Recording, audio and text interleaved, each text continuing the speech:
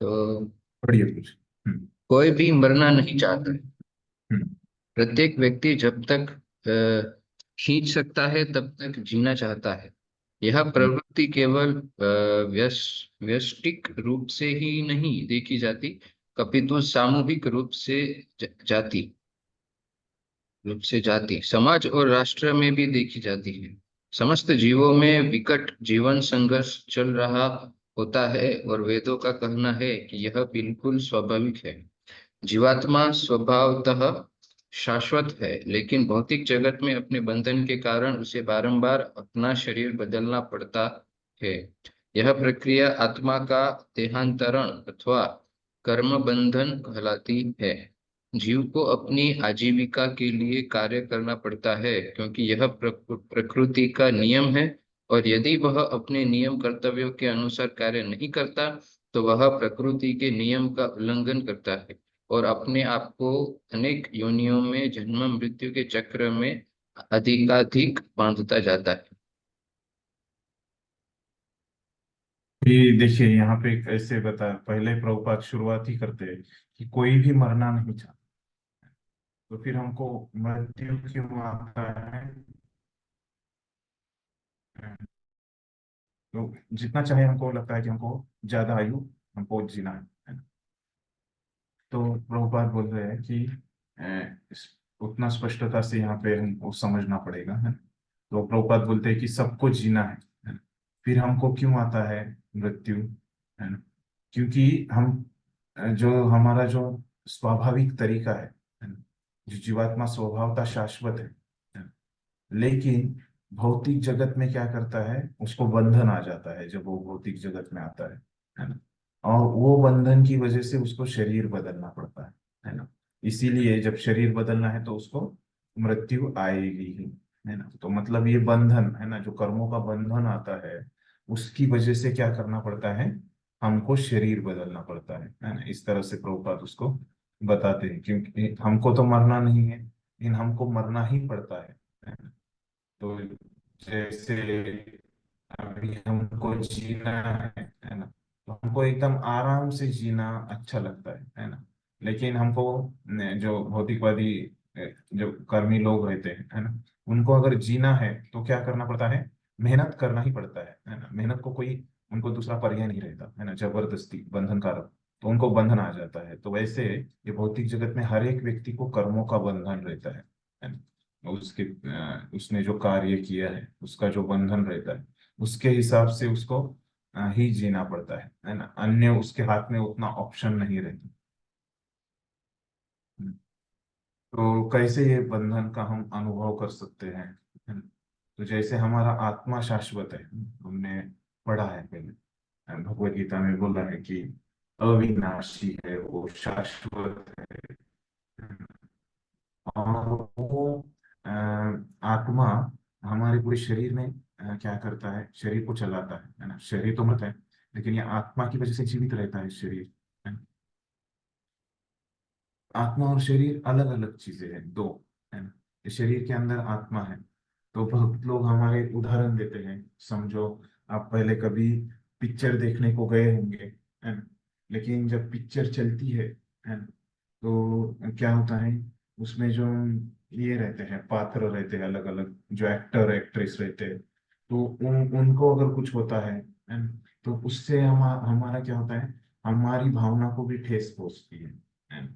लेकिन हमको पता है कि हम थोड़ा भावनिक दृष्टि से वहां पे आसक्त हो जाते हैं, क्योंकि हम क्या है, अपनी पहचान क्या करने लगते हैं, वहां पे जो एक्टर है या एक्ट्रेस है, उनसे अपनी पहचान करने लगते हैं, है ना? वहाँ पे जो मूवी में जो लोग हमको देखते हैं, इसलिए वजह से क्या होता है, हमको वहाँ पे सुखी या दुखी हो जाते हैं, है ना?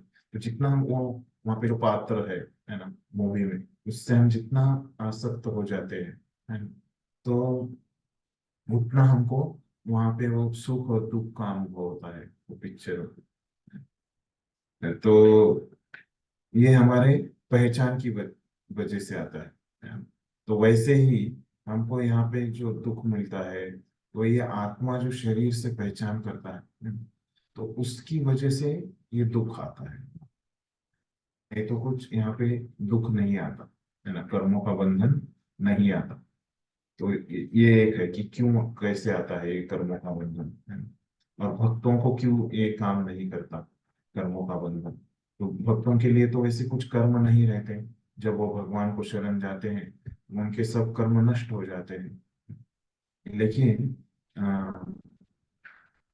ये है कि ये कर्मबंधन कैसे काम करता है इसके लिए, ये क्योंकि आत्मा की पहचान हो जाती है शरीर से, है ना। तो इसीलिए जो शरीर को बंधन आता है, आत्मा भले ही वो मुक्त है लेकिन वो पहचान की वजह से खुद पे वो बंधन ले लेते हैं। यहाँ पे ये क्यों बताया आत्मा का मैंने पॉइंट, क्योंकि यहाँ पे जो बोल रहा है ना, कि मृत्यु के बारे में बोल रहे हैं, है ना। तो ये आत्मा को मृत्यु नहीं आती, तो आत्मा तो अमर है ना। तो ये सब कैसे होता है, आत्मा अमर है, शरीर विनाशी है, आत्मा अविनाशी है। तो हमको लग सकता है कि हम मर रहे हैं, है ना। ये समझने के लिए मैंने ये बताया कि हम खुद नहीं मर रहे, है ना, हम तो जिंदा ही है ना? लेकिन हमारा ये शरीर मर रहा है ना? तो ये पॉइंट बताने के लिए मैंने थोड़ा सा बताया। फिर अभी ये हमारा जो आत्मा अमर है, तो ये शरीर में अटका है ना, ये कर्म बंधन में अटका है ना? ये भी हमने ये चर्चा किया था, है ना? तो क्योंकि इस आत्मा इस शरीर में अटका है क्योंकि ये आत्मा को इच्छा है ना, सुख भोगने की इच्छा है ना। इसीलिए जब तक ये इच्छा नहीं जाती, है ना, तब तक हमको शरीर बदलते रहना पड़ेगा। तो ये खुद की इच्छा, इंद्रिय तृप्ति की इच्छा जब तक भक्तिमय सेवा में नहीं परिवर्तित होती, है ना, तब तक हमको शरीर बदलना ही पड़ेगा। तब ये कर्म बंधन हमारे ऊपर चलता ही रहेगा। जब हमारी इच्छा, है ना, खुद के इंद्रियों को सुख देने की इच्छा जब निकल जाएगी, तभी हमारा ये जन्म मृत्यु का चक्कर रुक सकता है। जब तक हमें इच्छा रहेगी खुद के इंद्रिय तृप्ति की, तब तक हमारा शरीर बदलते रहेगा। यह यहाँ पे ये कुछ प्रैक्टिकल चीजें हम समझ सकते हैं। और प्रभुपाद क्या बोल रहे हैं वो समझ लेते हैं कि अभी प्रभुपाद ने बोला कि सबको मरना है ना। लेकिन क्या होता है, ये संघर्ष चल रहा है ना, और ये सब तकलीफें जीवात्मा को आती है। तो ये किसके वजह से आती है, किसकी वजह से उसको जन्म मृत्यु के चक्कर में पड़ना पड़ता है, ये कर्मों की वजह से, भले ही उसकी इच्छा नहीं है ना, लेकिन ये कर्मों की वजह से उसको बदलना पड़ता है। और फिर बाद में क्या बोलते हैं प्रभुपाद की, जीव को अपनी आजीविका के लिए कार्य करना पड़ता है क्योंकि यह प्रकृति का नियम है ना। यदि वह अपने नियत कर्तव्यों के अनुसार कार्य नहीं करता तो वह प्रकृति के नियम का उल्लंघन करता है। तो ये क्या है, कुछ ना कुछ तो वो कर्म करेगा। एक तो अपने नियत कर्म करेगा, है ना। अगर वो नहीं करेगा तो क्या करेगा, वो उल्लंघन करेगा, वो शांत नहीं बैठ सकता जीवन, अपने आप को अनेक नियमों के, और अगर ऐसे उल्लंघन करेगा तो क्या हो जाएगा, उसका जन्म मृत्यु का चक्कर बढ़ते ही जाएगा। तो फिर हमको क्यों आता है, हम प्रभुपाद इसमें विषय क्या है, ये परिच्छेद में क्या बोल रहे हैं मोटा मोटी, ये पूरे परिच्छेद में कि हमको तो मरना नहीं है, लेकिन ये जन्म मृत्यु का चक्कर हमको किसकी वजह से आता है, ये हमारे कर्मों की बंधन की वजह से आता है। और ये कर्मों के बंधन को, ये कर्म तो हमारे ऊपर क्या है, अनिवार्य है ना। जैसे आजीविका के लिए कार्य करना पड़ता है, तो वैसे ही प्रकृति का जो नियम है ना, कि आप आपके कर्तव्य के अनुसार जियो, है ना। तो वैसा अगर हम करते हैं तो क्या हो सकता है, ये कर्मों का बंधन कम हो सकता है। और अगर हम उनका उल्लंघन करेंगे, है ना, तो क्या हो जाएगा, ये जन्म मृत्यु के चक्कर अधिक अधिक हमको पकड़ते जाएंगे, अधिक अधिक हमको जन्म मृत्यु आते रहेंगे, है ना। तो यहाँ पे मतलब हमने क्या सीखा कि कर्म बंधन की वजह से हमको मृत्यु आता है, और ये कर्म बंधन से बाहर निकलता है, बाहर निकलना है तो आप प्रकृति के नियमों का पालन करो, उल्लंघन करोगे तो अधिक अधिक इसमें गिर जाओगे, है ना। ये प्रभुपाद ने बताया। ठीक है, ये लिख सकते हैं, है ना। ये विषय है पहले परिच्छेद में, है, कि कर्म बंधन की वजह से हमको मृत्यु आती है।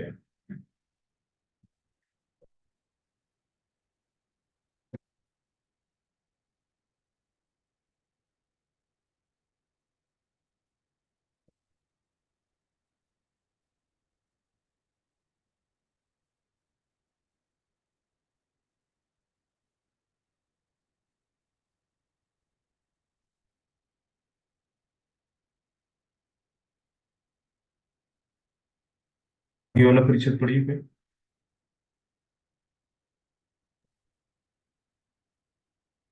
अन्य योनियों में भी जन्म मृत्यु का चक्र चलता है, लेकिन जब जीव को मनुष्य योनि प्राप्त होती है तो वह कर्म के बंधन से मुक्त होने का अवसर प्राप्त करता है। भगवद गीता में कर्म, अकर्म तथा विकर्म का अत्यंत स्पष्ट वर्णन हुआ है। जो कार्य किसी के नियत कर्तव्यों के रूप में शास्त्रों में उल्लेखित विधि से संपन्न किए जाते हैं, वे कर्म कहलाते हैं। जो कर्म मनुष्य को जन्म मृत्यु के चक्र से मुक्त करते हैं, वे अकर्म कहलाते हैं। किंतु जो कार्य अपनी स्वतंत्रता का दुरुपयोग करके संपन्न किए जाते हैं और जिससे अधम योनियों में जाना पड़ता है, वे विकर्म कहलाते हैं।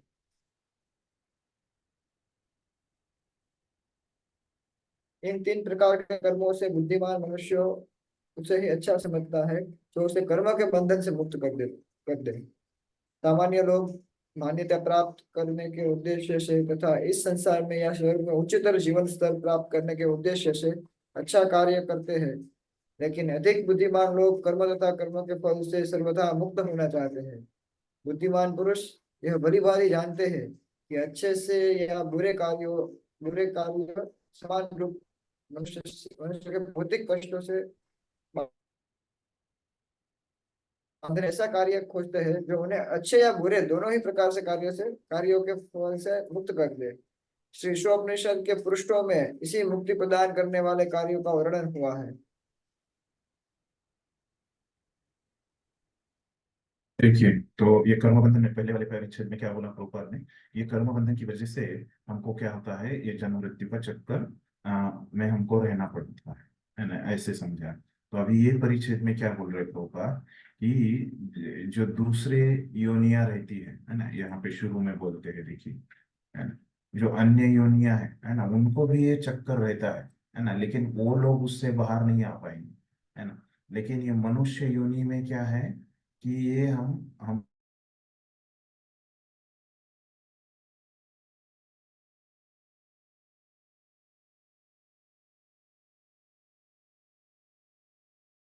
तो कैसे ये कर्म बंधन से हमको मुक्त हो सकते हैं।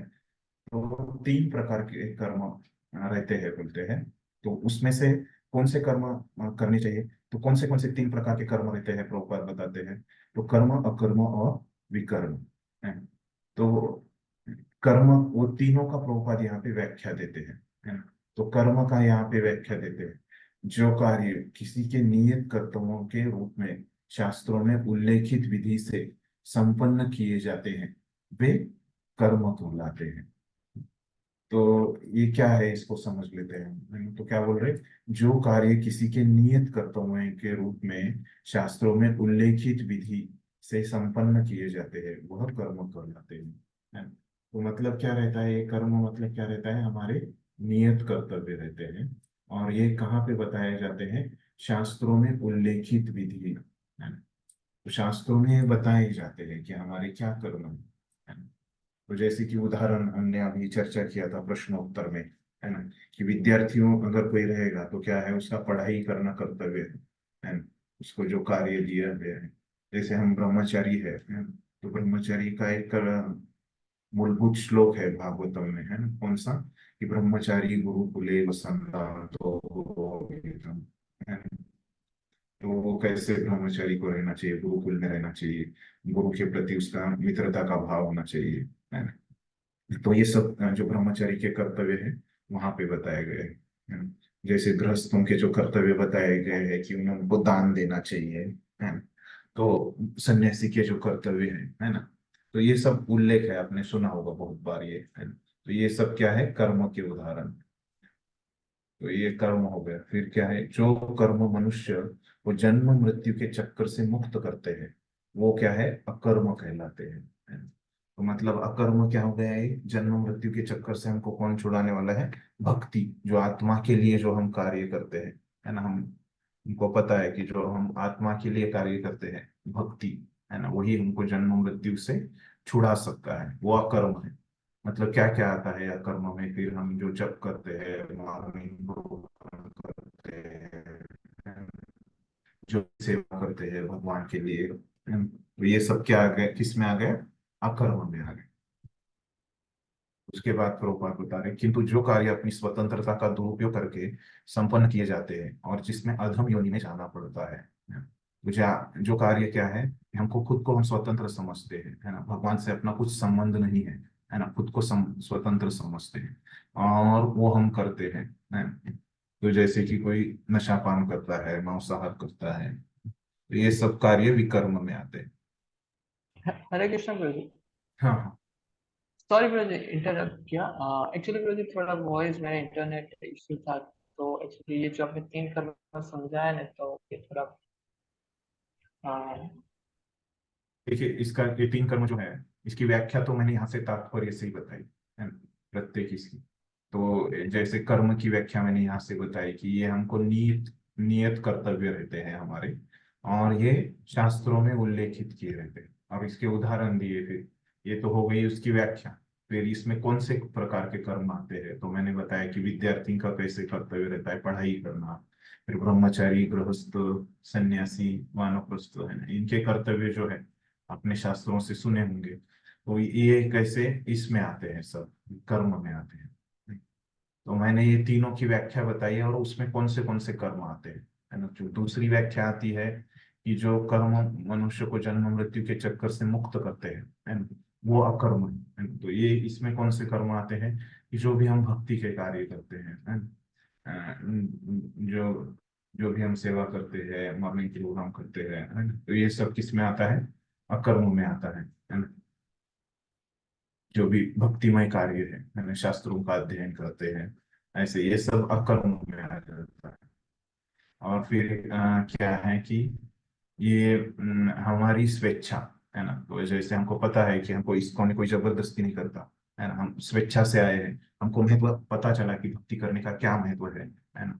और मैं ऐसे इस प्रकार से अगर भक्ति करूंगा तो ये मेरे लिए अच्छा रहेगा, है ना, इसीलिए हम भक्ति करते हैं। यहाँ पे इस्कॉन में हमको क्या पेमेंट मिलता है क्या किसी चीज के लिए, नहीं, है ना।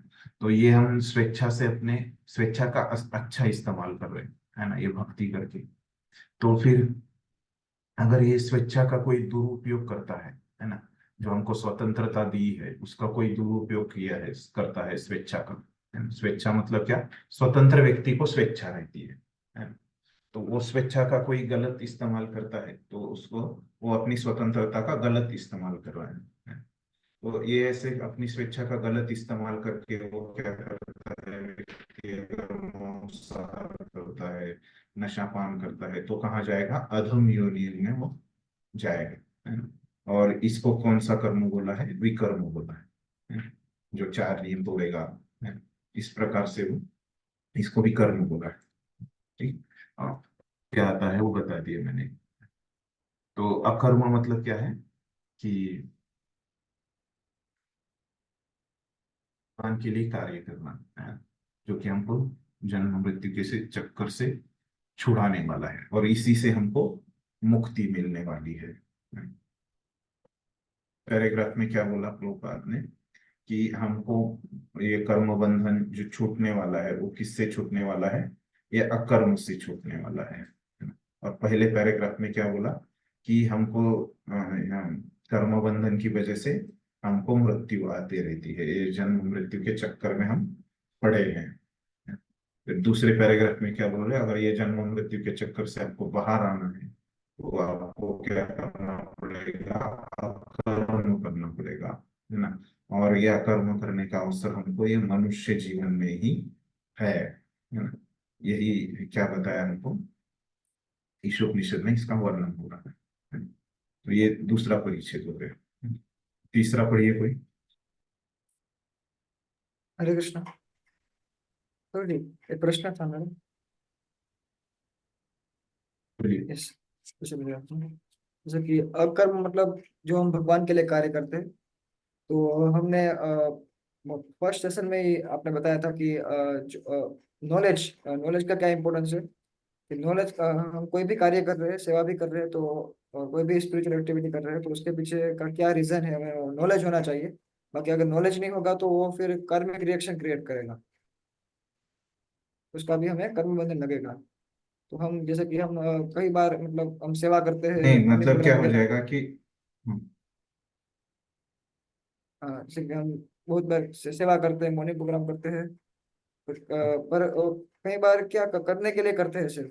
तो क्या फिर उसका हमें कार्य में बंधन लगेगा, या फिर वो काउंट होगा कि भगवान की सेवा की है हमने।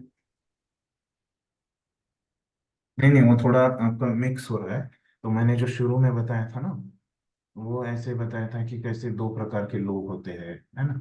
उस वही वही बता रहे हैं ना पॉइंट आप, उधर का ही बोल रहे हैं ना?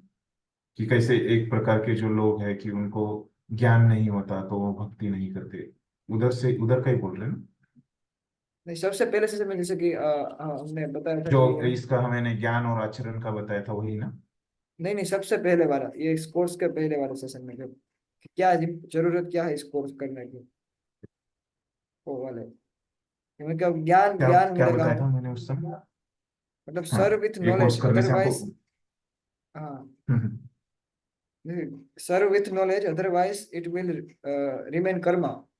मतलब ऐसा, मतलब ज्ञान के साथ कोई क्या? कार्य करना चाहिए। हाँ हाँ किसी हाँ कार्य हम कर रहे हैं तो उसके पीछे का उद्देश्य हमें मालूम होना चाहिए।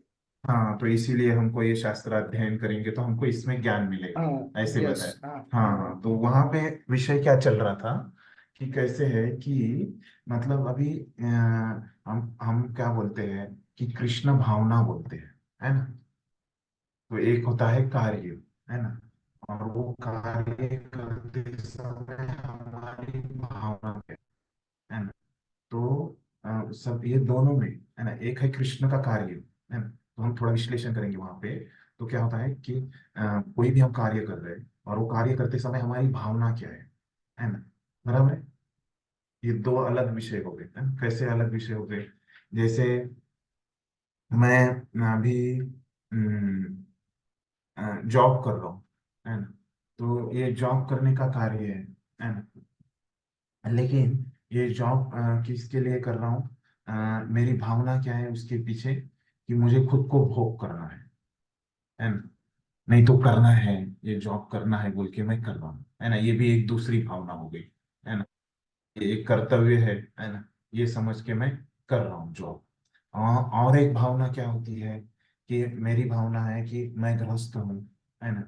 मैं जॉब करूंगा तो मुझे एक अच्छे मार्ग से पैसे मेरे पास आ जाएंगे, और वो पैसे मैं भगवान की सेवा में लगाऊंगा, है ना। ये भी मेरी भावना है ना। तो यहाँ पे कार्य क्या है? एक ही है ना, जॉब करने का। लेकिन कैसे यहाँ पे दो तीन अलग अलग प्रकार के लोग हैं। एक एक है कि खुद की इंद्रिय तृप्ति के लिए पैसे इस्तेमाल करना चाहता है, एक है कि कर्तव्य के रूप में करता है, और एक है कि भगवान के सेवा के लिए पैसे इस्तेमाल करने हैं, दान देना है ना, इसके लिए जॉब करता है ना। तो ये तीनों की चेतना क्या है? अलग अलग है, बराबर है ना। तो ये तीनों की चेतना कैसे अलग अलग हो गई, है ना, क्योंकि उनको कुछ, उनके मन में इसके पीछे कुछ ज्ञान है ना, इनकी कुछ समझ है ना। इसी के ऊपर ही वो लोग वैसे विचार करते हैं ना। वो कुछ तो उनका कुछ तो फिलोसॉफी है अपना अपना, उनके जो अनुभव रहे हैं, वो लोग जो जानते हैं, है ना, उसके ऊपर वो उसी के हिसाब से क्या है उनकी चेतना है, बराबर। यहाँ तक समझ में आ गया? तो फिर तो वही, तो शास्त्र पढ़ने से क्या हो जाएगा? वो जो हमारी तत्व ज्ञान है, हमारी जो जानकारी है, इसमें हमारे सुधार आ जाएगा, है ना। फिर उससे क्या हो जाएगा? हमारी चेतना में फर्क पड़ेगा। तो हमको, हम तो कृष्ण का कार्य कर रहे हैं, वो तो बहुत अच्छा है। कृष्ण के लिए कार्य कर रहे हैं, बाहर से कार्य कर रहे हैं, वो बहुत अच्छा है। लेकिन उससे भी और अच्छा क्या है कि भावना के साथ कार्य करना, अपनी चेतना के साथ कार्य करना, है ना। तो इसीलिए क्या बोला प्रभुपाद ने, हमारे संस्था का नाम क्या रखा है? कृष्ण भावनामृत आंदोलन।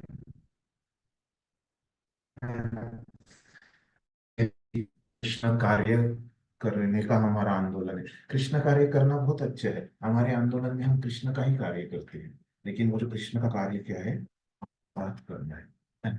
तो हमको इमोशनली लेजी नहीं होना है। तो भावना के साथ वो कार्य करने का हमको प्रयास करना है। ये हमको अभी हम लोग समझ गए, लेकिन ये एक दिन में नहीं होने वाला है। ये हमको प्रयास करते रहना है ना? कम से कम हमको समझ तो गया कि हम ये बस करने के लिए मॉर्निंग प्रोग्राम कर रहे हैं, करने के लिए माला खींच रहे हैं, है ना? हमको माला में हमारा ध्यान इधर उधर हो रहा है। हमको कम से कम ये तो समझ गया कि हमको प्रगति करना है।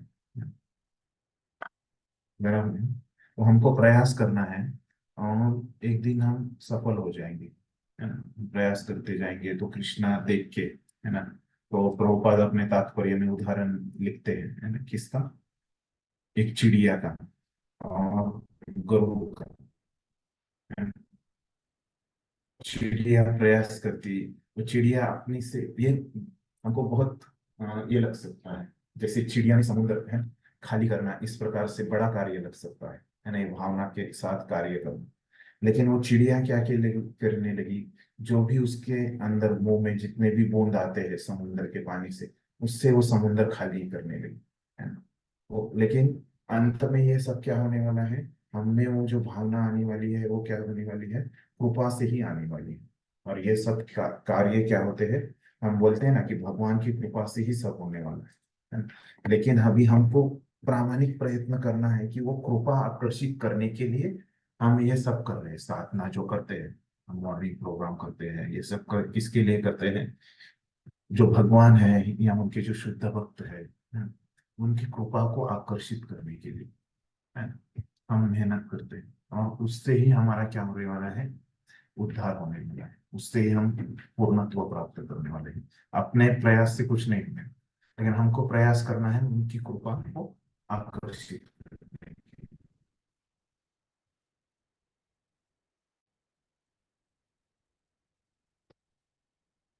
क्या था आपका प्रश्न, एक बार फिर से उत्तर मिला क्या? ये यस बोलिए, यस। मतलब क्या था प्रश्न? हाँ। हम कई बार कार्य कैसे कृष्ण भावना में जो कार्य हम करते हैं वो करने के लिए करते हैं, पर हमको अभी आपने बताया कि हमको पता तो चल गया कि हम करने के लिए कर रहे हैं, तो हमको प्रगति की जरूरत है, तो हमें प्रयास करते रहना है। तो उस भावना वो को कार्य, उसमें हम्म, समाविष्ट करने का, हाँ। हाँ, प्रयास करता रहना है। और इस भावना से कार्य करना है कि एक हमें कृपा मिले। कृपा मिलेगी तो फिर वो जो सही भावना जो होगी कार्य करने की, वो हमको प्राप्त होगी धीरे धीरे कृपा से। और किसी को कुछ पूछना? तो अभी हम ये पैराग्राफ में चर्चा कर रहे थे कि कैसे ये इससे ऊपर हो गया हमारा वो पैराग्राफ में। तीसरा पढ़ी। हरे कृष्णा। श्री ईशोपनिषद के उपदेश भगवत गीता में विशद रीति से व्याख्यायित किए गए हैं। अतएव भगवत गीता को कभी कभी गीतोपनिषद या सभी उपनिषदों का नवनीत कहा जाता है। भगवत गीता में 3.9 से 16 भगवान कहते हैं कि मनुष्य को तब तक नैष्कर्म्य का अकर्म अवस्था प्राप्त नहीं होती जब तक वह वैदिक साहित्य में वर्णित नियत कर्तव्य, तो स्वधर्म कहते हैं, का आचरण नहीं करता। वेद मनुष्य की कार्य शक्ति को इस प्रकार नियमित कर सकते हैं कि वह धीरे धीरे भगवान की सत्ता का अनुभव करने लगता है।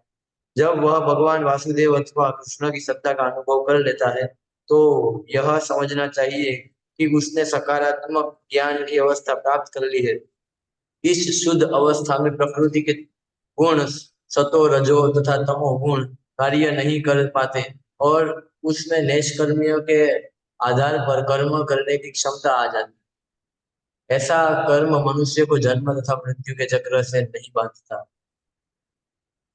और अभी यहाँ पे क्या बोल रहे हैं तीसरे पैराग्राफ में? तो पहले पैराग्राफ में प्रभुपाद ने बताया कि कैसे कर्मों के बंधन से हमको जन्म मृत्यु आता है। दूसरा पैराग्राफ में बताया कि कैसे ये जन्म मृत्यु के चक्कर से छूटना है, हमको कर्म बंधना है, अकर्म करना पड़ेगा, भक्ति करनी पड़ेगी। तो अभी प्रभुपाद बता रहे हैं कि वेदों में भी यही विषय बोला है, तीसरे पैराग्राफ में बोल रहे हैं कि जैसे वेदों में ईशोपनिषद में है, तो ये सब जगह पे यही विषय बोला है। कौन सा विषय बोला है? अकर्म का विषय, है ना। तो प्रभुपाद बोल रहे हैं कि शुरू शुरू में क्या बोला है वेदों में, जैसे भगवत गीता तीसरे अध्याय के 9 से 16वें श्लोक का प्रभुपाद बोल रहे। तो ये यहाँ पे कौन सा विषय बोलते हैं कृष्ण? 9 से 16वें श्लोक में निष्काम कर्म योग बोलते हैं। तो शुरू शुरू में कृष्ण क्या बोलते हैं? कर्मकांड बोलते हैं, बाद में निष्काम कर्म योग बोलते हैं, है ना? कर्मकांड के बाद कर्म योग बोलते हैं, निष्काम कर्म योग, फिर ज्ञान योग, ध्यान योग, और बाद में भक्ति योग 7वें अध्याय में बोलते हैं भगवत गीता में। तो ऐसे ये बढ़ते जाता है ना। तो उसी प्रकार प्रभुपाद बोल रहे कि भगवान जो कहते हैं, है ना, वो यहाँ पे बोल रहे कि नैष्कर्म्य अवस्था प्राप्त नहीं होती, है ना। जब अपने आप वो अकर्म नहीं होता, है ना, तो वो धीरे धीरे होता है ना। तो इसीलिए वैदिक साहित्य में जो वर्णन किया है ना, पहले नियत कर्मों से वो शुरू करता है ना। पहले बोलता है कि आप कर्मयोग में आ जाओ, कर्मकांड छोड़ दो, है ना, और इससे धीरे धीरे उसकी आगे प्रगति होती है ना। लेकिन अंत में ये कहाँ से जाते हैं कि ये भक्ति योग तक जाते हैं, है ना। भगवान वासुदेव अथवा कृष्ण की सत्ता का वो अनुभव करता है वैदिक ज्ञान। और फिर ऐसे अगर होता है तो ये जन्म मृत्यु के चक्कर से बाहर आ जाएगा, क्योंकि वो अकर्म करते हैं। तो सार में प्रभुपाद यहाँ पे क्या बताना चाहते हैं ये पैराग्राफ में, जो वेद भी है, जो हम पहले चर्चा कर चुके हैं, तो उनमें जो ज्ञान है ऐसे एक बढ़ते क्रम से रहता है ना। एक कर्मयुग से लेके भक्ति युग तक वो बढ़ते जाता है ना। तो इसीलिए ये जो अकर्म है ना, तो वेदों में भी जो वेदों का अंतिम उद्देश्य क्या है, वो अकर्म है ना? इस प्रकार से बोल रहे हैं तीसरे परिच्छेद में। चौथा परिच्छेद पढ़िए फिर।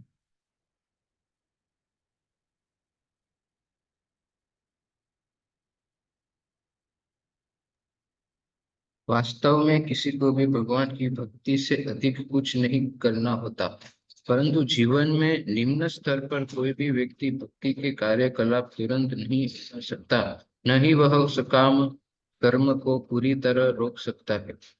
बद्ध जीव इंद्रिय तृप्ति के लिए, अपने स्वार्थ के लिए, चाहे वह तात्कालिक हो या व्यापक व्यापक कर्म करने का आदी है। सामान्य व्यक्ति अपने निजी इंद्रिय भोग के लिए कार्य करता है, और जब इंद्रिय भोग का यह सिद्धांत अ, समाज, राष्ट्र या मानवता तक विस्तारित हो जाता है, तो यह अनेक आकर्षक नाम धारण कर लेता है, यथा परोपकार, समाजवाद, साम्यवाद, राष्ट्रवाद, मानवतावाद इत्यादि। ये वाद निश्चय ही कर्म बंधन के अत्यंत आकर्षक रूप हैं, लेकिन ईशोपनिषद की वैदिक शिक्षा है कि यदि कोई सचमुच इनमें से किसी वाद के लिए जीवित रहना चाहता है, तो उसे चाहिए कि वह उन्हें ईश केंद्रित कर दे। गृहस्थ बनने या परोपकारी, समाजवादी, साम्यवादी, राष्ट्रवादी या मानवतावादी बनने में कोई हानि नहीं है, और बस शर्त है कि वह अपने कार्यों को ईशावास्य या भगवत केंद्रित भावना से संपन्न करे। देखिए प्रभुपाद शुरू में क्या बोल रहे हैं यहाँ पे कि हमको वास्तव में क्या करना चाहिए, ये सिर्फ अकर्म ही हमको करना चाहिए, है ना। ये भगवान को भक्ति को छोड़ के और कुछ नहीं करना चाहिए। बाकी का सब क्या है, निचले स्तर, नीचे वाला है, निम्न स्तर का है ना, मतलब कम है उसकी तुलना में आप करोगे, है ना। लेकिन क्या होता है कि ये भक्ति के कार्यकलाप जो है, ये तुरंत कोई भी नहीं ले लेगा, है ना, क्योंकि सब इतने ये नहीं शुद्ध नहीं है ना। तो इसलिए क्या करना पड़ेगा, उसको भगवान को धीरे धीरे उसमें ऐड करना पड़ेगा, है ना। तो प्रभुपाद भी ये देखिए धीरे धीरे जो भी वो कार्य कर रहे हैं, है ना, उसको धीरे धीरे भक्ति में लेके आते थे। जैसे प्रभुपाद के भक्त थे हयग्रीव प्रभु, है ना। तो ये हयग्रीव प्रभु उन्होंने क्या किया था, एमए किया था इंग्लिश में, है ना। तो वो प्रभुपाद को शुरू में 1966 में मिले थे, है ना। उस समय शुरू शुरू के जो भक्त थे प्रभुपाद के उसमें, है ना। तो उस समय कोई मंदिर वगैरह नहीं था प्रभुपाद का, है ना। तो प्रभुपाद हयग्रीव प्रभु को कौन सी सेवा में लगाते हैं, क्योंकि उनका एमए हुआ था इंग्लिश में। तो प्रभुपाद क्या लिखते हैं, उनके जो प्रभुपाद आर्टिकल लिखते थे किताब के लिए, जो ये लिखते थे आर्टिकल वगैरह, जो पन्ने लिखते थे, है ना, उसके एडिटिंग के काम में लगाते थे, है ना।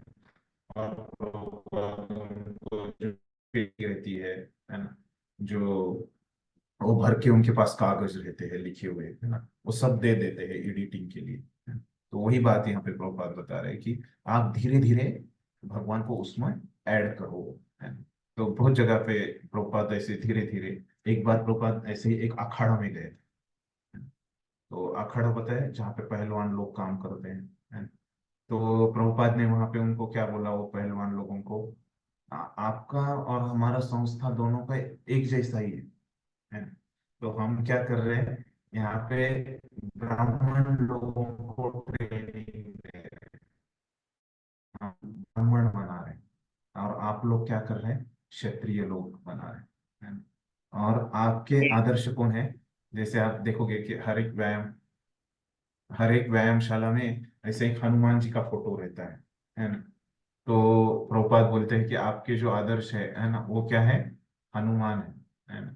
और हनुमान जी क्या करते थे, हमेशा राम का नाम लेते थे, जय श्री राम बोलते थे, है ना, कोई भी कार्य करने से पहले, है ना। तो आप लोग भी जय श्री राम बोलते जाओ, है ना। जो आप अखाड़ा में पहलवानगिरी करते हो, उसके साथ आप क्या करो, आप लोग भी भगवान का नाम लेते जाओ। इस तरह से थोड़ा थोड़ा प्रभुपाद उनको भक्ति देते थे लोगों को, है ना।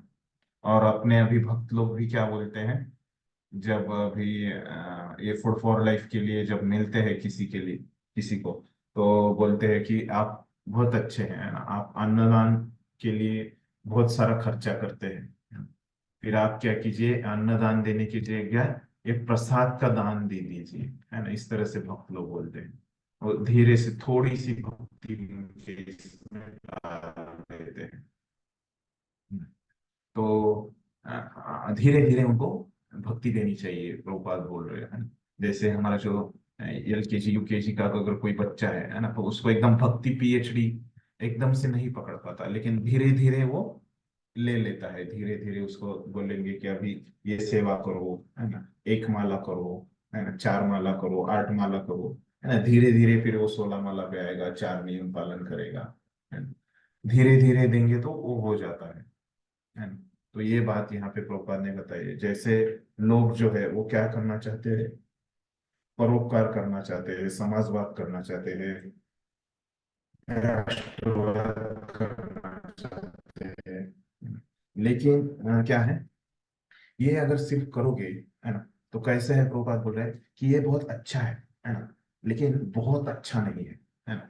तो आप अगर इसमें थोड़ा सा भक्ति डाल दोगे, है ना, तो क्या हो जाएगा, ये बहुत अच्छा हो जाएगा, है ना। ये अच्छा है, लेकिन इसको बहुत अच्छा करने के लिए ये आप कृष्ण के लिए कीजिए। तो ये सब जो वाद है ना, तो ये क्या हो सकते हैं, ये कर्म बंधन का कारण हो सकते हैं, है ना। और इससे हम ये जन्म मृत्यु के चक्कर में अटक सकते हैं, है ना। ये अगर हम कृष्ण के लिए नहीं करेंगे तो, है ना। लेकिन कृष्ण के लिए करेंगे तो क्या हो जाएगा, ये भक्ति हो जाएगा, और धीरे धीरे हम अ, ये शुद्ध भक्ति के सकते हैं, है।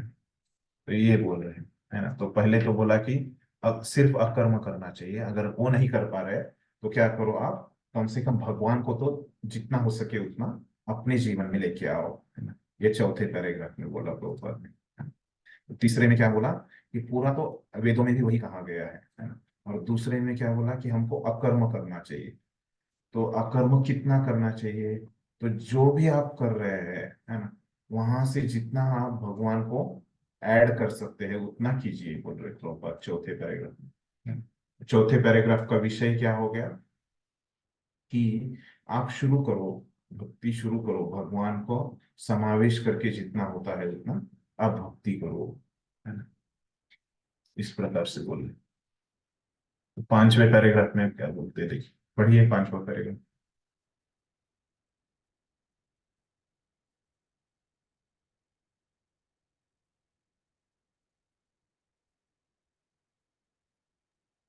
भगवद हरे गीता।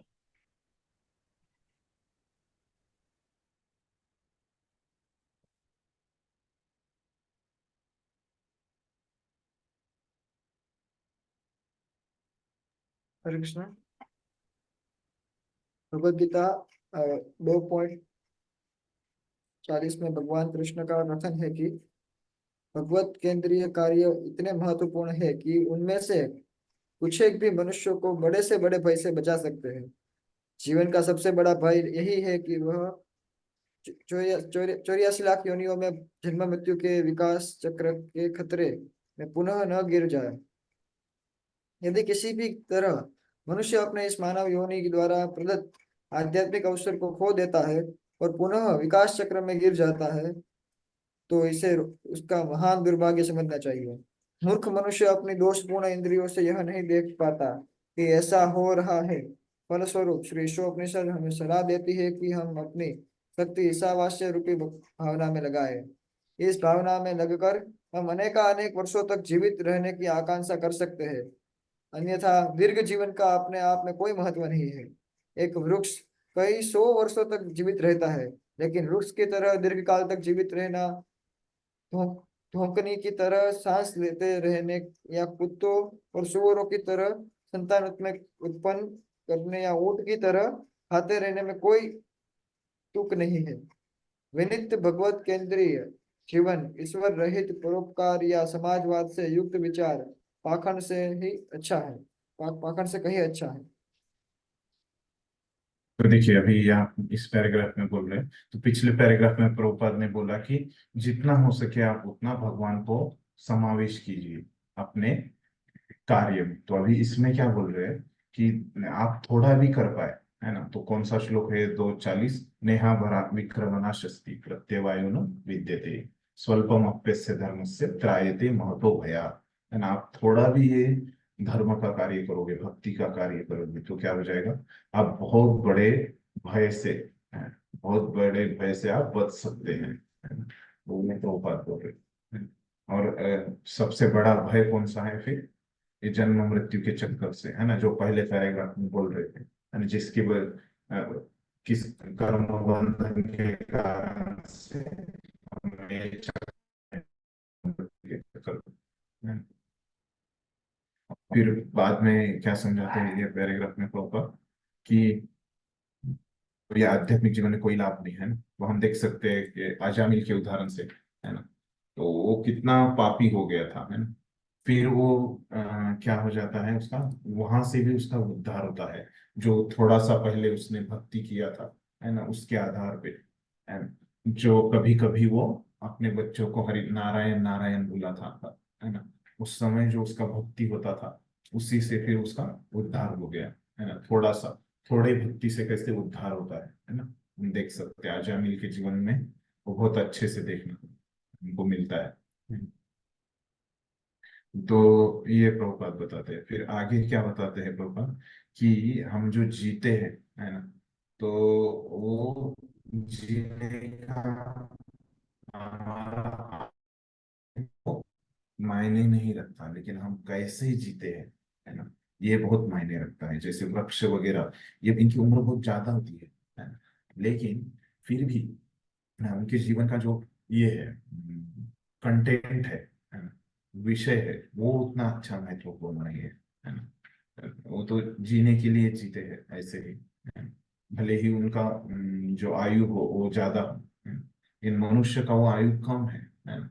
तो वैसे, तो वो कम आयु को इस्तेमाल उसने किसने किया होना चाहिए, तो विनीत भगवत केंद्रित जीवन, है ना।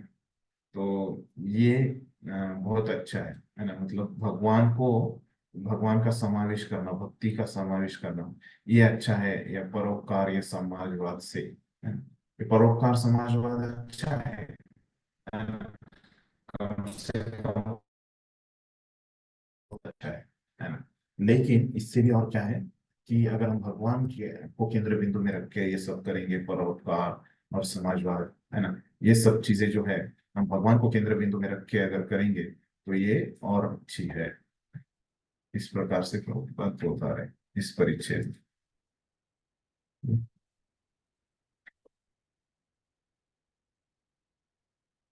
अगला परिच्छेद हम हरे देखते हैं। कृष्णा।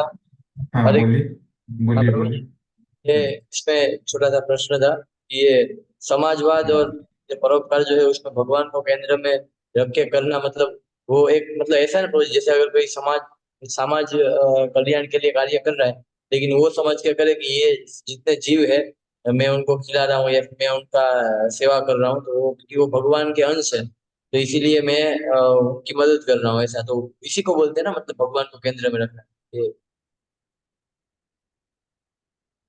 तो वो उसकी भावना वैसे होनी चाहिए। तो मतलब कैसे और धीरे धीरे हम उनको भगवान की डायरेक्ट भक्ति में भी लेके आना चाहिए। जैसे मैं परोपकार कर रहा हूँ, है ना। तो अभी प्रभुपाद कैसे अपने आंदोलन में परोपकार करते हैं, देखिए। जो परोपकार मतलब क्या होते हैं, जो दूसरे लोगों को मदद करते हैं, बराबर। तो प्रभुपाद ने भी वैसे एक परोपकार का उपक्रम निकाला है। जैसे प्रभुपाद का ये जो फूड फॉर लाइफ प्रोग्राम है ना। तो उसमें क्या है कि भूखे लोगों को खाना देना, है ना। तो ये भी क्या है, परोपकार है ना। लेकिन प्रभुपाद क्या कर रहे हैं, उसको प्रसाद बांटते हैं, है, प्रसाद बांटने के लिए बोला हमको, है ना, भूखे लोगों को। तो क्या होता है, प्रसाद अगर कोई खाता है तो क्या है वो भक्ति हो जाता है ना। तो इससे वो आदमी का धीरे धीरे जो है भक्ति का सुकृति बढ़ेगा और वो भक्ति में आ जाएगा, है ना। इस तरह से हमको वो जोड़ना है भक्ति से। तो आपने जो बोला उसकी भावना वैसे होनी चाहिए, लेकिन बाहर से उसको कुछ कृति भी वैसे करना पड़ेगी, है ना? ठीक है। ये दोनों को मिलके ओके वो, यस। हाँ हाँ, भगवान केंद्र में आ जाएंगे वो। ठीक है।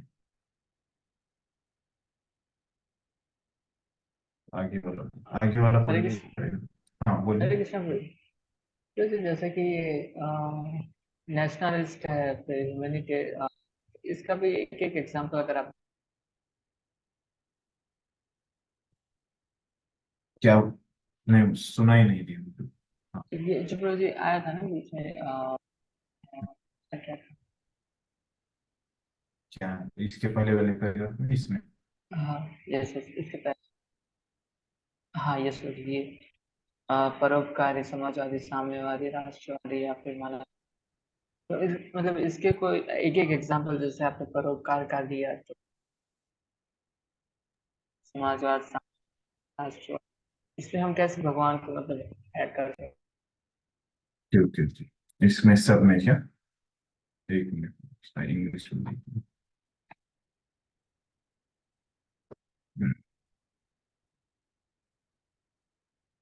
समाजवाद हो गया। हाँ, परोपकार का तो हो गया। तो समाजवाद मतलब सोशलिज्म, है ना। तो इसमें समाजवाद में कैसे रहता है, मतलब समाज के लिए कुछ करना, है ना। तो समाज के लिए हमारा कौन सा उपक्रम है, तो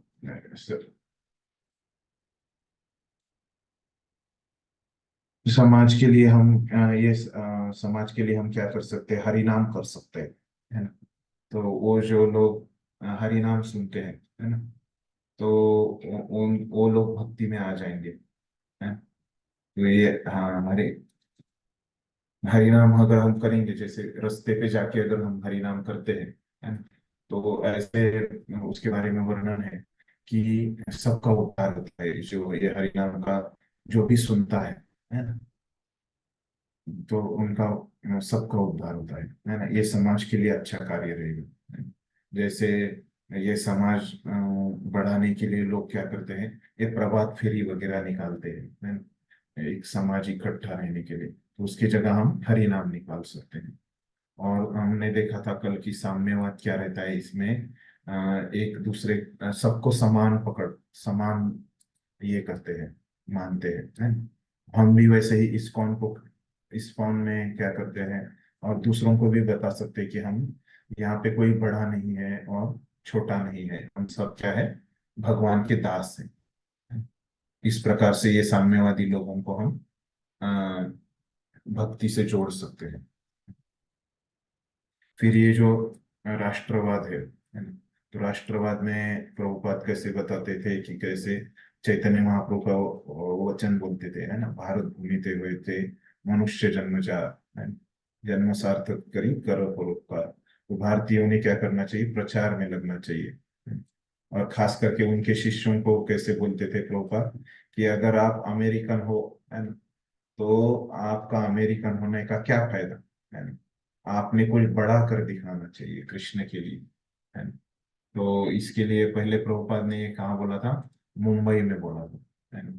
और उस समय उनको कार्य क्या दिया था प्रभुपाद, जब बोलते थे कि आप अमेरिकन हो, आपको कुछ बड़ा कार्य करके दिखाना चाहिए, है ना। तो श्याम सुंदर प्रभु जो प्रभुपाद के डिसाइपल थे, है ना, तो उनको प्रभुपाद ने बोला था पहले, है ना, आप कुछ बड़ा करके दिखाओ। और उनको कार्य ये दिया था कि आप एक बम्बई में पंडाल प्रोग्राम करके दिखाओ, है ना, सब ऑर्गेनाइज, उसका सब मैनेजमेंट, वो सब, उसके लिए फंड कलेक्शन, है ना, और सब वो उसका एडवर्टाइजमेंट। तो ये सब कार्य बहुत बड़ा कार्य था उस समय, है ना, क्योंकि इस्कॉन के पास उस समय कुछ भी नहीं था, है ना, 1970 में वगैरह। तो अ, तो ये कार्य प्रभुपाद ने बोला था, ये कार्य आप करके दिखाओ, है ना। तो मतलब यहाँ पे क्या किया था, जो राष्ट्रवाद की भावना है भारतीयों के बीच में और ये अमेरिकन के बीच में, तो उसका प्रभुपाद कृष्ण की सेवा में इस्तेमाल करते थे। आप अमेरिकन हो तो कुछ बड़ा करके दिखाओ। फिर ये मानवतावाद का क्या बोलते हैं, ह्यूमैनिटेरियनिज्म, है। तो ये ह्यूमैनिटेरियनिज्म ये जो है, मतलब क्या, इसको कैसे कर से कनेक्ट कर सकते हैं कि मनुष्यों के लिए कुछ तो करो, है। तो हम इसके लिए बोल सकते हैं कि कैसे हमारा अगर कोई भक्त बनता है तो क्या होता है कि अच्छा मनुष्य वो बनता है ना, वो चार नियमों का पालन करता है, उसको कुछ व्यसन नहीं रहता, है ना, उसको कुछ एडिक्शन नहीं रहता, है ना। तो इस प्रकार से वो अच्छा मानव बनता है ना। तो इस प्रकार से वो मानवतावादी लोगों को हम भक्ति से कनेक्ट कर सकते हैं, कृष्णा से कनेक्ट कर सकते हैं। और अन्य भी इसमें इतने प्रभुपाद ने बताए हैं मोटा मोटी, है ना। और अभी बहुत सारे भक्त अनेक अनेक पद्धति से दूसरे लोगों को कनेक्ट करते हैं, है ना। जैसे ये परम पूज्य राधानाथ स्वामी महाराज, है ना। तो परम पूज्य राधानाथ स्वामी महाराज ने यहाँ पे मुंबई के पास में एक ये निकाला है, एक मंदिर निकाला है जंगल में, है ना, आदिवासी एरिया में। वो वाड़ा बोलते हैं उसको, गोवर्धन इको विलेज बोलते हैं। वहाँ पे उन्होंने वृंदावन वगैरह निकाला है। तो वो क्या करते हैं, जो निसर्ग को मानते हैं लोग, अभी अमेरिका में बहुत सारे लोग जो है ना, ये करने लगे हैं, निसर्ग को बहुत मानने लगे हैं। निसर्गवाद हम बोल सकते हैं, अभी वैसे ऐसे शब्द है कि नहीं पता नहीं, लेकिन बस आपको समझने के लिए बोल रहा हूँ कि कैसे ऐसे कुछ लोग हैं कि वो निसर्ग को बहुत मानने लगे हैं, है ना। तो वहां पे उन्होंने कैसे बोला है कि वो निसर्ग का बहुत ख्याल रखते हैं, क्योंकि वृंदावन ये तो सब वन है ना, जंगल है। तो वैसे उन्होंने थोड़ा थोड़ा जंगल बनाया, और उसका वो प्रचार में वो लोगों को अमेरिका से वो उधर लेके आते, उनके वो गोवर्धन इको विलेज में, और उनको वो दिखाते उधर कि कैसे वो निसर्ग का ख्याल रखते हैं। इसीलिए उन्होंने उनका नाम भी क्या दिया है, इको विलेज। मतलब क्या, इको मतलब निसर्ग को बोलते हैं, इको फ्रेंडली ऐसे ही बोलते हैं ना। तो वो जो विलेज उन्होंने बनाया है वो इको फ्रेंडली है, वो कैसा निसर्ग का ख्याल रखता है, इस प्रकार से बोल के उनको थोड़ा थोड़ा, फिर वो निसर्ग में क्या है, वहां पे मंदिर है ना। वो लोग उनको वो इको विलेज में लेके आएंगे और मंदिर में लेके आएंगे, है ना, राधा कृष्ण के मंदिर में। उधर वो लोग दर्शन लेंगे, उनको प्रसाद खिलाएंगे, है ना। कुछ तो कृष्ण उनके जीवन में ऐड हो जाए, है ना। और वहां पे और एक मैंने देखा कि बहुत लोग कैसे करते हैं कि ये योगा क्लब है ना, अनेक अनेक योगा क्लब में जाते हैं, है ना। वहां पे तो वो लोग उनके शरीर के योगा के लिए आते हैं, हाथ पैर हिलाने के लिए। वहां पे जाके भक्त लोग कीर्तन करते हैं, है ना। और वो बोलते हैं कीर्तन भी एक योगा है ना। एक योगा का प्रकार है ना। तो अपने वे तो ऐसे उसमें उनको कनेक्ट करते हैं, कृष्ण को वहां पे थोड़ा देते हैं। तो ऐसे अनेक अनेक पद्धति से भक्त लोग अलग अलग पद्धतियों से कनेक्ट करते हैं, कृष्ण को थोड़ा थोड़ा लेके आते हैं उनके जीवन में। हम्म? यस प्रभु।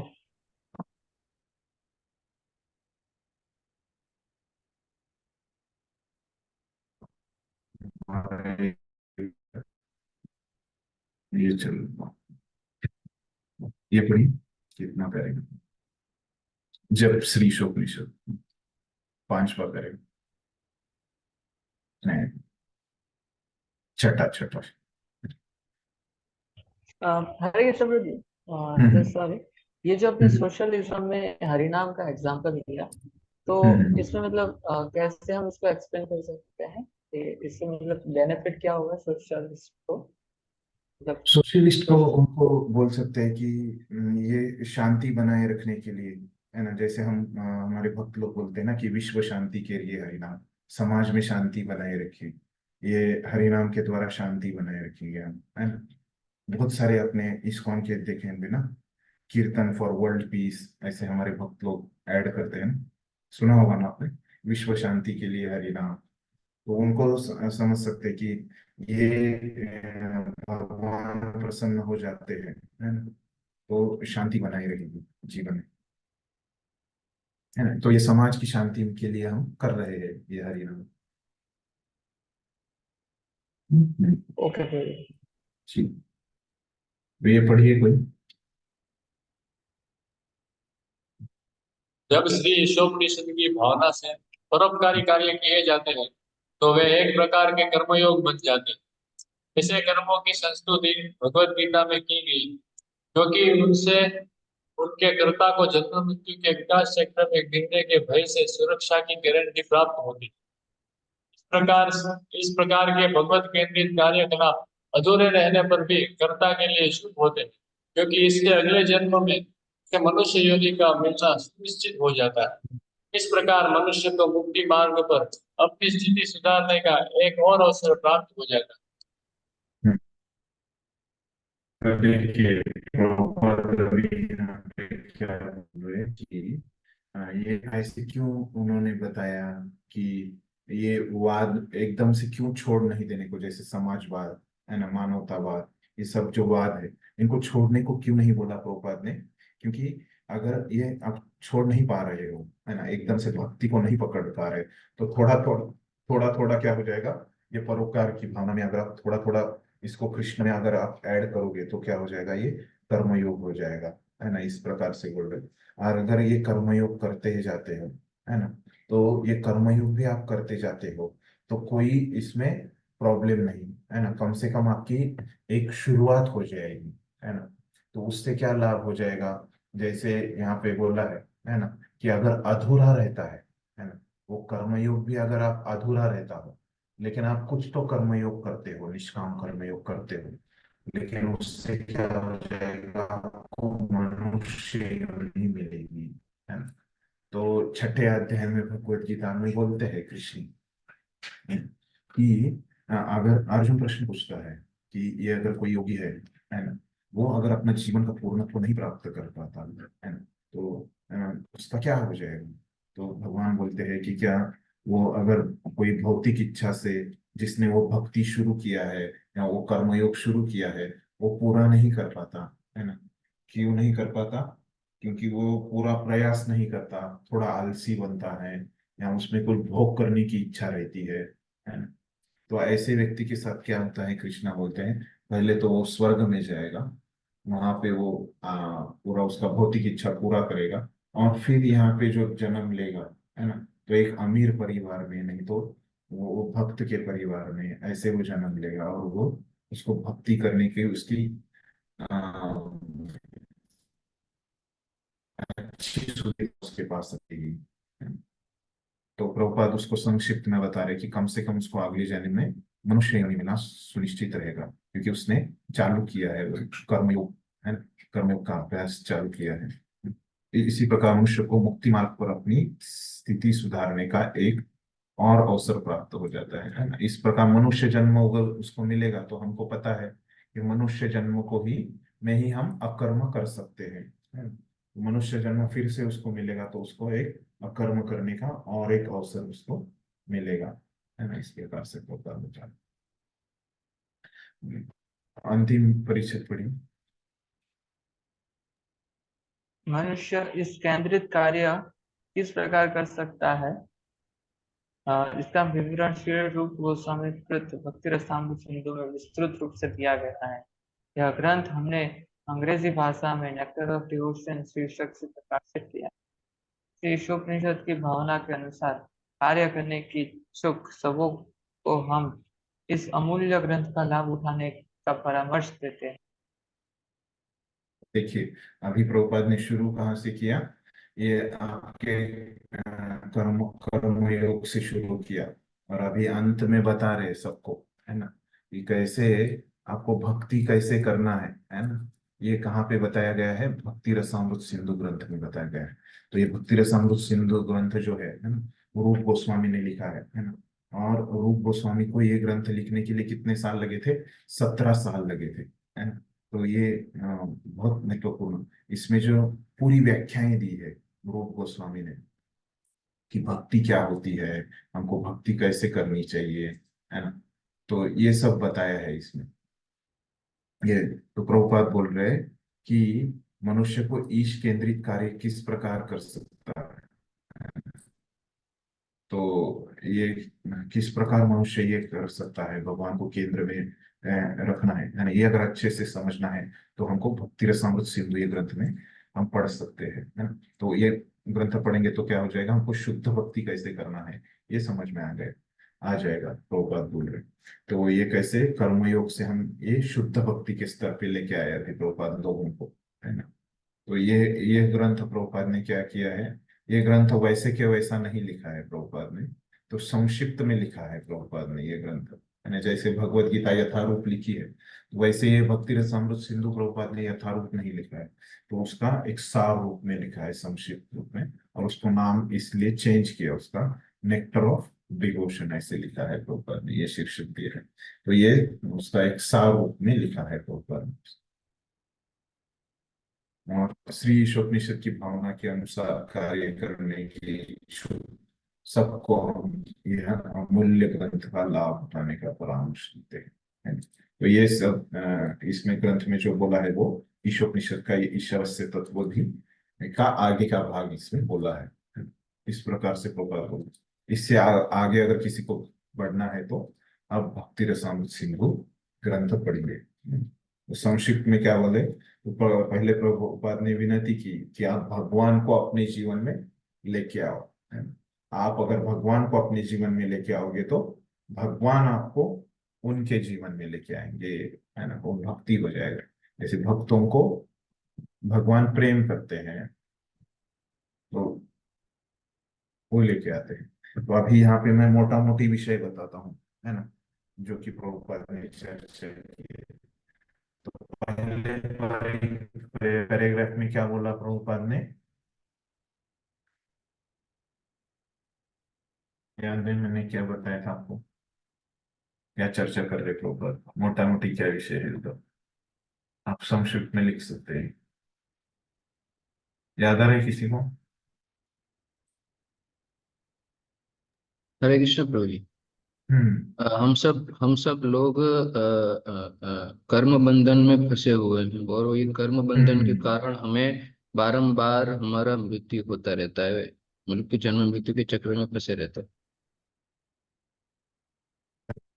से है, और उसकी वजह से हम जन्म मृत्यु के चक्कर में फंसे हैं, है ना? तो दूसरे पैराग्राफ में क्या बताया प्रभुपाद ने? कर्म अकर्म और ये विकर्म कर्म बंधन से। बंधन, हाँ, तो कर्म बंधन से आपको बाहर निकलना है तो आपको क्या करना पड़ेगा? अकर्म करना पड़ेगा, अकर्म। है ना। ये संक्षिप्त में, है ना। फिर तीसरे पैराग्राफ में क्या बोला, तो वेदों में भी यही आपको बताया गया है, अकर्म, है ना। तो वेद धीरे धीरे बताते हैं, लेकिन अंत में क्या बताया है, ये अकर्म का ही मार्ग आपको वेदों में भी बताया गया है। चौथे इसमें क्या बताया फिर? हरे कृष्ण प्रभु।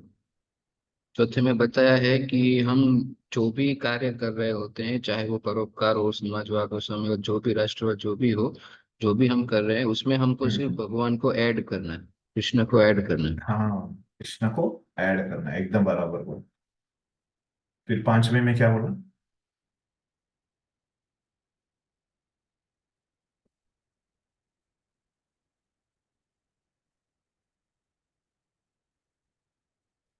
वही चौथे के जैसा, लेकिन पांचवे में क्या बोला कि अगर हम भगवान को ऐड नहीं कर पाते, है ना, तो वो क्या है हमारा, हम्म, व्यर्थ है ना। तो अगर भगवान का हम समावेश नहीं कर सकते, तो भगवान के बिना सब कुछ है, व्यर्थ है। ये सब समाजवाद, है ना, मान, ये सब क्या है, पाखंड है, व्यर्थ है। इस प्रकार से बोलते हैं, उसका उल्टा चौथे में, है ना। चौथे में भगवान को ऐड करेंगे तो अच्छा है, नहीं करेंगे तो क्या है, बाकी सब भगवान के बिना सब चीजें व्यर्थ है ना। और मनुष्य जीवन में ही हमको अवसर है भगवान को ऐड करने का, और नहीं करेंगे तो क्या है, सब व्यर्थ है, पांचवे में, है ना। फिर छठे में क्या बोला?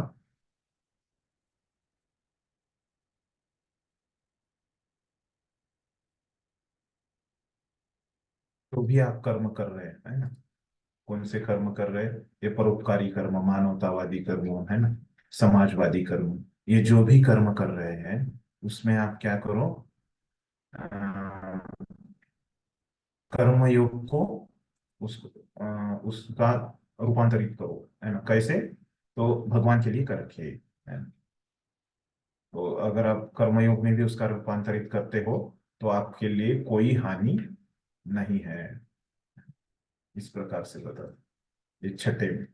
और फिर अंत में क्या बताया कि हमको,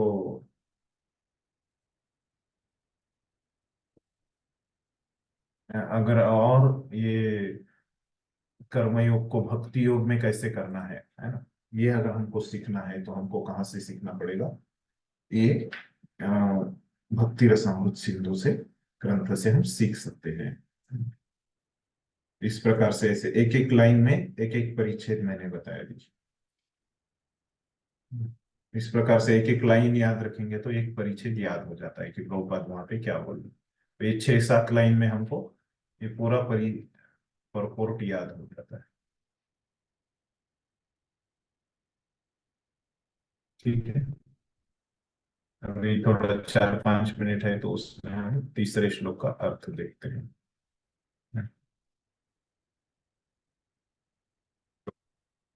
हम पढ़ेंगे, सूर्यानाम ते लोका अंधेन तमसावृता तांस्ते प्रत्याभिगच्छन्ति एके च आत्महनो जना। क्या बोलूं, एक एक च है यहाँ पे, थोड़ा गलत है, यहाँ पे भी, इधर भी गलती हो गया। और एक एक च है यहाँ पे, हाँ। हाँ, देखिए यहाँ पे शब्दार्थ में च आया है ना, वहां पे के बाद च है लेकिन ऊपर नहीं आया है ना? मतलब है, मुझे याद था इसलिए वो समझ में आ गया।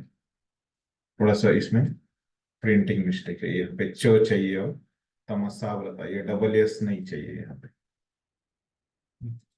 आपके इसमें बराबर दिया हुआ। तो इसमें क्या है, शब्दार्थ तो आप देख सकते हैं यहाँ से, है। तो क्या बोल रहे हैं इसका अर्थ? आत्मा का हनन करने वाला, है ना। आत्मा जना, है। जना मतलब व्यक्ति, आत्मा का हनन करने वाला जो व्यक्ति है ना, आत्मा जना के लिए लिया है ना। चाहे वह कोई भी हो, है ना, एक ही, है ना? मतलब हर एक, कोई भी मतलब ऐसे नहीं कि छोटा बड़ा कोई भी हो, उन लोकों में अवश्य प्रवेश करता है ना। तो उसका बनते हुए क्या होता है, तामस्ते लोका, ते लोका, है ना? उन लोकों में प्रवेश करता है, अवश्य प्रवेश करता है ना, जो अश्रद्धा के जगत के नाम से विख्यात है ना। मतलब क्या, आसुरिया नाम ते लोका, है ना? आसुरों के लिए है, मतलब अश्रद्धालु लोग होते हैं ना असुर, तो इसलिए उसको असुरिया, ऊपर असुरिया बोला है तो प्रभुपाद ने उसको अश्रद्धा बोला है ना। जगत के नाम से विख्यात है और अंधकार तथा अज्ञान से पूर्ण है, अंधे न और तमसा, है ना। तो ये तमसा और अंधेर, ये दोनों से, अंधकार और अज्ञान, है ना। तो ये दोनों से क्या है, पूर्ण है, ऐसे जगह पे वो जाएगा। तो यहाँ पे ये तो हो गया अनुवाद, है ना। तो यहाँ पे ही हम रुक जाते हैं। इसके अनुवाद का और अर्थ मैं कल बताऊंगा। अभी सिंपल अर्थ बताया श्लोक का, और हम चर्चा करेंगे कि ये आत्महना क्या होता है ना। ये आत्मा का हनन करने वाला, ये सब कल करेंगे। ये टाइम नेक्स्ट खत्म हो गया। यहाँ पे हम रुक जाते हैं। किसी को कुछ समझा नहीं, कुछ प्रश्न है तो